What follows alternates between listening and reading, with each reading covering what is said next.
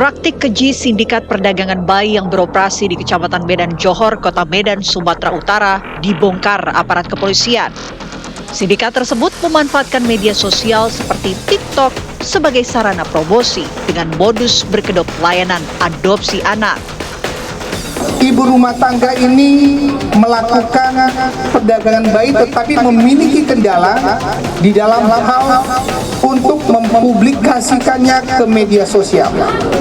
Sehingga tersangka HD meminta tolong kepada asistennya tersangka HT untuk membuat aplikasi di salah satu sosial media dengan bentuk membranding menawarkan adopsi anak. Dalam kasus ini, polisi menangkap 9 pelaku yang memiliki peran masing-masing dalam sindikat perdagangan bayi. Lalu, bagaimana kasus ini bisa terungkap?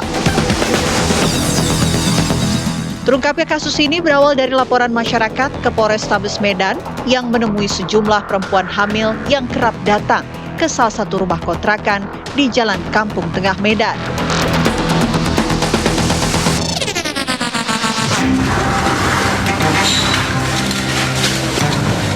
Hei, apa itu? Diam semua, diam. Diam. Oh siapa? Aku sopir truk. Nangis. Dia tahu kan? Ini kan? Jangan itu pegang. Setelah diselidiki, polisi pun menangkap pelaku BS yang berdasarkan informasi awal disebut disekap. Namun ternyata BS sedang menunggu proses persalinan dan bayi akan dijual dengan modus adopsi. Berapa bayi? Kau jujur, berapa bayi yang terjual? Ini semua bukti-bukti udah ada, ini semua ada ya. Ini ketiga.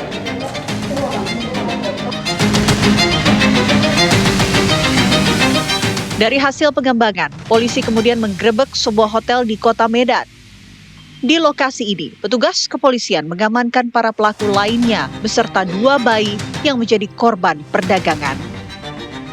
Menurut pihak kepolisian, HD yang berperan sebagai otak pelaku sudah berulang kali menjual bayi di Kota Medan dan sejumlah kota lainnya di Sumatera Utara, Aceh, hingga Pekanbaru.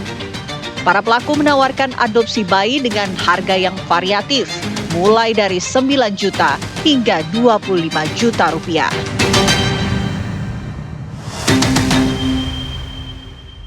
Kenapa niat jual bayi, Bang? Usaha ekonomi, Bang.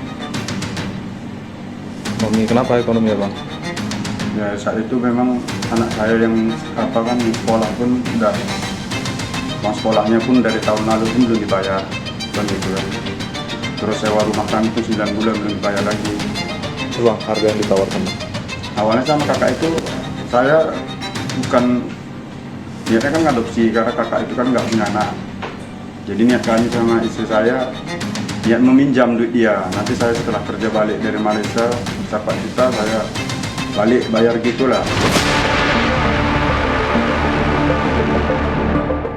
Para pelaku tinggal di rumah kontrakan selama hampir 6 bulan secara tertutup dan tanpa bersosialisasi dengan warga sekitar. Siapa sangka, rumah kontrakan yang terlihat tidak ada aktivitas mencurigakan ternyata menyimpan aktivitas gelap. Keseharian yang orang-orang ngontrak itu dia jarang terbuka, Bang, ya. Cuman sekedar ya kebersihan biasa-biasa aja lah, seperti kayak kadang cuman pakaian ataupun apa yang aslinya dia jarang keluar rumah lah. Lama kejadian itu sih nggak ada sih aktivis karena kan seperti rumah kontrak ini biasa lah, kepikir kami kan orang-orang biasa lah, ibu hamil ataupun apa kan. Kalau selain dari itu nggak ada lagi. Tapi memang tiap hari ada orang datang? Kalau tiap hari orang datang nggak ada sih, cuman dia kadang sebulan itu kayak ada orang perempuan berganti lah, ibu hamil yang dibawa seperti yang kayak dibilang ada ketuanya lah gitu. Kalau mungkin aslinya dia nggak ada berganti tiap hari, per bulan deh, Bang. Kriminolog menilai para pelaku menggunakan media sosial sebagai sarana promosi karena mudah digunakan, jangkauannya luas, dan relatif aman. Namanya rational choice theory, yaitu pelaku itu memilih cara yang murah karena bagaimanapun juga ketika dia menggunakan TikTok ini tidak menggunakan atau tidak mengeluarkan biaya apapun karena tidak perlu merekrut siapapun. Yang kedua, cara yang digunakan itu relatif cepat karena jangkauannya luas dan real time. Jadi bisa menjangkau tidak hanya orang-orang warga-warga lokal, tetapi dia bisa menjangkau dari luar daerah bahkan dari negara yang lain. Nah, yang ketiga, karena relatif aman, karena ada kamuflase konten sosial. Jadi mereka merasa bahwa ini hanya konten sosial dan mereka yang menjual itu adalah menawarkan sendiri, datang sendiri, tidak melalui perekrutan yang rumit. Nah, ini memudahkan para pelaku untuk melakukan perdagangan bayi ini. Hingga kini, polisi masih mendalami kasus ini. Polrestabes Medan juga membuka kemungkinan adanya jaringan yang lebih luas, termasuk hingga tingkat internasional. Untuk mencegah sindikat jual beli bayi memerlukan sinergi penegakan hukum yang tegas dan kepedulian masyarakat.